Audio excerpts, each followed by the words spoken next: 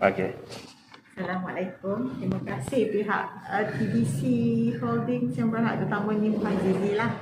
Saya doktor pakar kata ada bronchitis tahun 2019.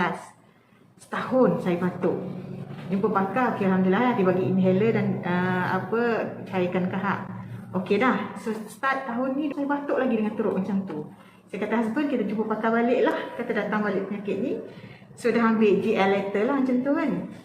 Sekali bila tengok Mahzizi share dekat Facebook, kata nak try lah macam produk ni, insyaAllah boleh bantu saya kot. Saya ambil dengan izin Allah, tak sampai 1 kotak. Batuk saya kurang. Suami kata tak batuk dah tu. Saya kata tak batuk agaknya dengan produk ni kot, dengan izin Allah. Kata saya dapat selesaikan masalah saya, kata sembuh lah. Berapa lama dah Puan batuk?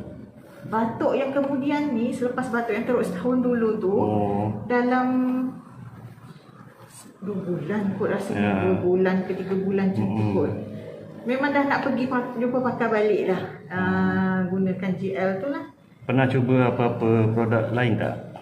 Yang lain-lain tu saya buat lah, madu ke cengkeh ke macam tu kan. Tapi rajin tak rajin lah nak buat. Tapi sebab senang, kita just buka, saya terus makan macam tu. Lepas tu perubahan tu bukan saya seorang yang sedar, memang suami pun perasan lah. Sebab dia selalu kata siannya batuk yang tu kan. So alhamdulillah saya akan teruskan lah ambil produk ni, insyaAllah. Jadi apa pesanan Puan pada kawan-kawan kita di luar sana yang ada masalah ni? Yang ada masalah ni terutamanya batuk dan juga resdung, insyaAllah. Cubalah, dan cuba beritahu. Dan cuba insyaAllah Allah bantu. Okey, terima kasih Puan. Terima kasih juga.